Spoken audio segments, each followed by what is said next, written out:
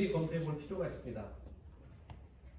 아베와 다른 파벌의 의도가 단기적인 관리형 내각을 염두에 두었다고 할지라도 스가는 아베와의 차별화를 통해 장기 집권의 밑그림을 그리고 있을 것입니다. 먼저 우리는 스가에 대해 두 가지 중요한 점을 주목할 필요가 있습니다.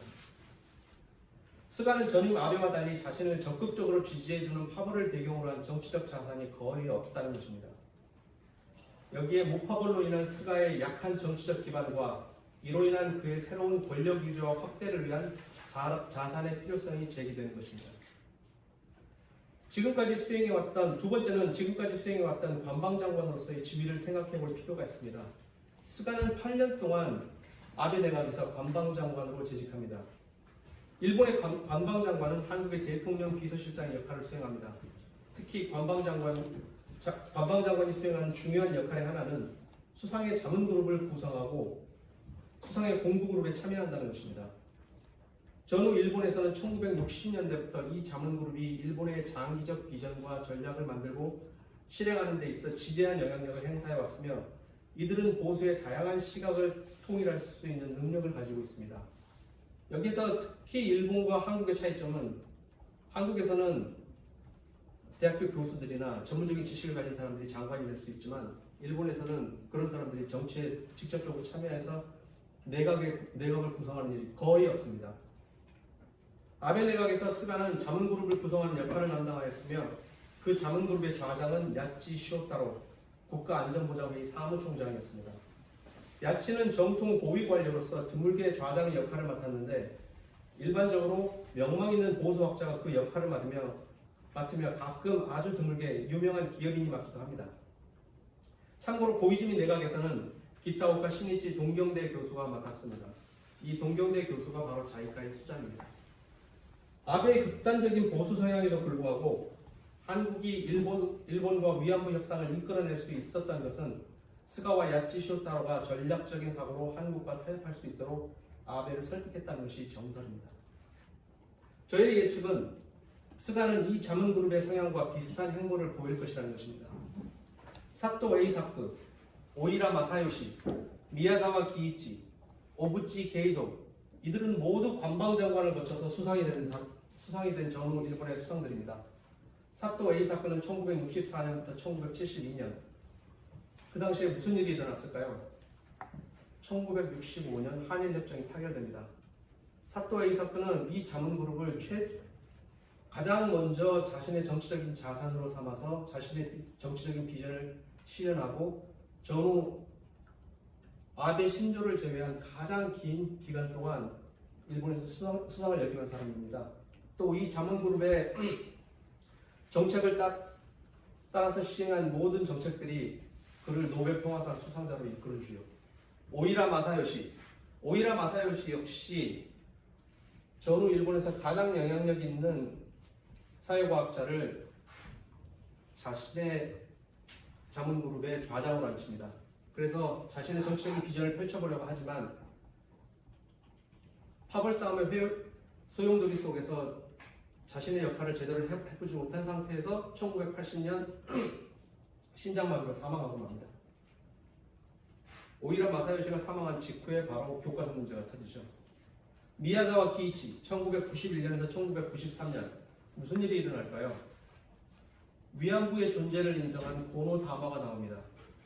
이 역시 이 자문그룹의 추천에 의해서 한 일입니다. 오부치 게이소 1998년에서 2000년 김대중 대통령이 일본을 방문했을 때 오부치 게이소 수상이 사과를 글로 써서 합니다. 그동안에 해왔던 말로 한 사과가 아니라 글로 써서 했다는 것입니다. 재미있는 것은 비슷한 시기에 중국의 공산당 총석이 장쩌민이 방문했을 때 똑같은 수준의 사과를 요구합니다. 오부치 게이소는 단칼에 거절합니다.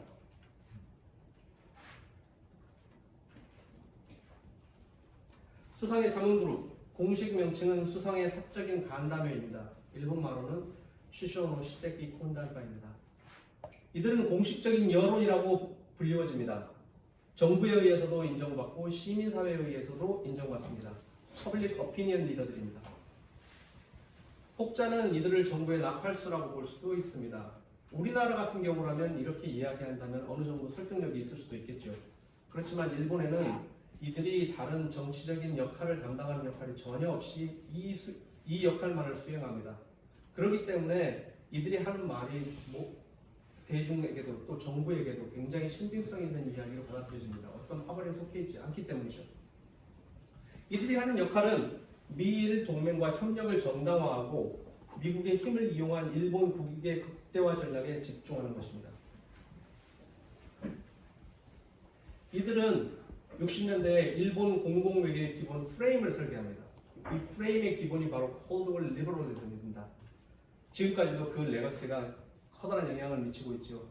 그 내용은 제3세계, 특히 동남아시아, 중국의 개발 원조를 적극적으로 지지하고 자신들의 비전을 펼쳐보입니다. 여기에서 재미있는 것은 중국의 개발이라는 것은 미국의 냉전 반공 봉쇄 정책과 반대되는 것 아닙니까? 그런데도 불구하고 이들은 미국의 반공 봉쇄 정책을 신랄하게 비판하면서 중국 개발에 적극적으로 나섭니다. 물론 60년대 일본은 미국의 영향에 막혀서 중국 개발을 실현하지 못하지만 70년대에 가서는 그들이 옳았다는 것을 모두가 알게 됩니다. 미국이 중국과 국교 수교를 하고 나서요. 이들의 목표는 휴머니테리언리즘을 바탕으로 지역사회를 개발하고 이에 대한 이해의 증진과 공유입니다. 지역사회는 정말 로컬 사회로 가서 그들의 문화, 역사, 그 다음에 모든 지역적인 레거시들을 연구하고 그들을 이해하는 것입니다. 그들의 캐치프레이즈는 제3세계, 그들이 원하는 것을 제공하는 것입니다. 우리가 원하는 것을 제공하는 것이 절대 아니었습니다. 그 이유는 그들이 지속 가능한 경제 개발과 성장을 만들어내는 모델을 만들어내기 위해서는 이러한 자발적으로 로컬 소사이티에서 자발적으로 만들어내는 모델이 가장 긴 시간 동안 오래 갈 수 있는 지속 가능한 모델이라고 생각했던 것입니다. 이를 통해서 이들은 미래 시장을 개척하고 식민지 자원 네트워크를 다시 부활해서 일본의 경제적인 발전을 도모하는 것이었습니다. 이러한 개발 인력을 또 냉전 시기 일본 외교의 근간으로 육성하며 지역 안정을 도모하며 일본과 상호 연계시키려고 했던 것입니다. 그렇다면 그들은 누구인가? 명망 있는 대학교 교수들, 정치인과 관료들, 일본 언론인들, 기업인, 사실 저명한 역사학자들, 정치학자들, 그동안 많은 사람들이 이야기해 왔습니다. 도대체 일본은 누가 지배하는 것인가? 어떤 사람들은 정치인들이 지배한다고 하고, 어떤 사람들은 일본의 경제적인 규모를 봤을 때 경제인들이 지배한다고 하고, 어떤 경우에는 또 언론이 지배한다고도 합니다. 하지만 제가 보는 일본에 대한 시각은 이 네 그룹이 컬렉티브한 리더십과 거버넌스를 갖추고 가는 사회입니다. 의사소통도 굉장히 잘 됩니다. 이들끼리는. 그래서 명망 있는 대학교 교수들은 동경대학, 교토대학, 게이오대학, 히토츠바시 대학 등의 유명한 정치 경제학자들입니다. 정치인과 관료들은 국회의원, 국장급 관료들, 특히 국장급 관료들은 국가적인 중요한 사안에 대해서 이 자문그룹의 브리핑을 담당합니다. 그렇기 때문에 실무자들이 직접 들어갑니다. 언론인들로는 요미우리 신문, 아사히 신문, 교도통신, NHK 등의 사주나 편집국장, 보도국장들이 들어갑니다. 기업인으로서는 소니, 미쓰비시, 파나소닉의 수유주나 사장들입니다. 이들은 보수와 진보 인사들과 소통이 가능한 중도 우파 세력입니다.